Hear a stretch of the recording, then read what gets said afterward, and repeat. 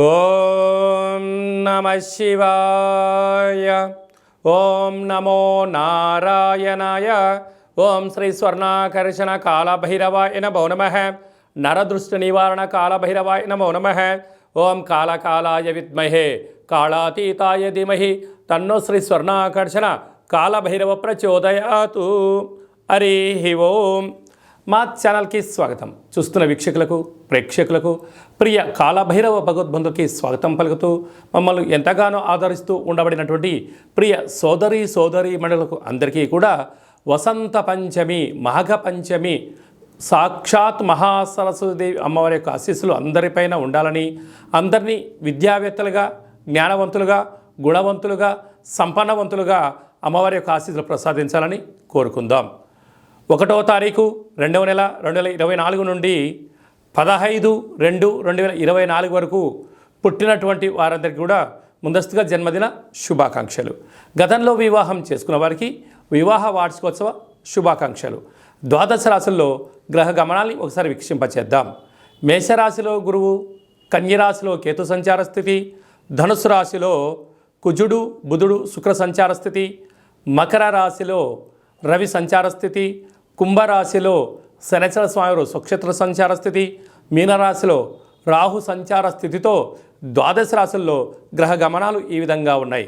6వ తారీఖున కుజుడు మకర రాశిలోకి ప్రవేశం, 12వ తారీఖున శుక్రుడు మకర రాశిలోకి ప్రవేశం, 14వ తారీఖున రవి భగవానుడు ఏడాది తర్వాత కుంభరాశిలోకి సంచార స్థితి, అక్కడే ఉండబడినటువంటి శనితో కలిపి రవి సంచార స్థితి ఉంటుంది. కనుక ద్వాదశ రాశిలో గ్రహ గమనాల్ని అనుసరిస్తూ ఈ యొక్క పక్షం రోజుల్లో ఎలా ఉండబోతుందో సవివరంగా సంపూర్ణంగా తెలుసుకుందాం.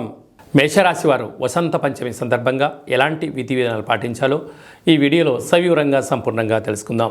మేషరాశిలో ఏ నక్షత్రాలు వస్తాయనగా అశ్విని నక్షత్రంలోని 4 పాదాలు, భరణి నక్షత్రంలోని 4 పాదాలు, కృత్తికా నక్షత్రంలో 1 పాదం కలిపితే మేషరాశి. మేషరాశికి అధిపతి కుజుడు. రాశిలోనే గురు సంచార స్థితి ఉండడం వలన విద్యా వినయ సంపన్నం అన్నట్లుగా విద్యకు, ఉద్యోగానికి, వ్యాపారానికి, విదేశాలకు, గజమాల సత్కారాలకు అన్నిటికీ అమ్మవారి యొక్క ఆశీస్సులు ఉండాలి. కనుక వీలైనంత వరకు అమ్మవారికి తెలుపు వస్త్రాన్ని తెల్లటి పూల చేత పెరగన నైవేద్యంగా ఏర్పాటు చేసి భక్తులకు తెలుపు వస్త్రాలను మీరు ప్రసాదంగా పంచగలిగినట్లయితే గురు యోగ్యత శక్తి మీకు అద్భుతంగా కలుగుతుందని చెప్పి గమనించాలి. 6వ స్థానంలో కేతు సంచార స్థితి ఉండడం వలన చిన్న చిన్న విషయాలకు ఆందోళన, రుణ శత్రు బాధలు పొంచి ఉన్నాయి. తస్మాత్ జాగ్రత్త. భాగ్యస్థానంలో కుజ శుక్ర సంచార స్థితి ఉండడం వలన భార్య పైన భర్త, భర్త పైన భార్య ప్రేమానురాగం అవసరం అని చెప్పి గుర్తుపెట్టుకోవాలి. చిన్న చిన్న విషయాలకు తగాదాలకు దూరంగా ఉండగలిగినట్లయితే 90% ప్రమాదాలను నివారించవచ్చు. రాజ్యస్థానంలో రవి బుధ కలిసి ఉండడం వల్ల బుధాదిత్య రాజయోగము అంటారు. ప్రభుత్వ ఉద్యోగ ప్రయత్నం చేసేవారికి ఇది చాలా మంచి కాలము. ప్రభుత్వ ఉద్యోగంలో ఉండబడిన వారికి ప్రమోషన్స్ కానీ, ఇంకో చోటికి ట్రాన్స్ఫర్స్ కానీ ప్రయత్నం చేసినట్లయితే మీకు పై అధికారులతో సత్సంబంధాలని మర్యాదపూర్వకంగా, వినయంగా, గౌరవంగా ఉండగలిగితే కాలమంతా మీకు శుభయోగమే అని చెప్పి గమనించాలి. లాభస్థానంలో శనిస్వామి స్వక్షేత్ర స్థానంలో ఉండడం వలన స్థిరాస్తులు, చరాస్తులు, వ్యాపార సామ్రాజ్యంలో మీకు మంచి మకుటం లేని మహారాజులకు కాబోతున్నారు. వ్యయంలో రాహు సంచార స్థితి ఉండడం వలన మీ జన్మ నక్షత్రం రోజున అష్టమి తిథుల యందున దూర వాయు జల ప్రయాణాలు పెట్టుకోకపోవడం ఉత్తమోత్తంగా భావించగలగాలి.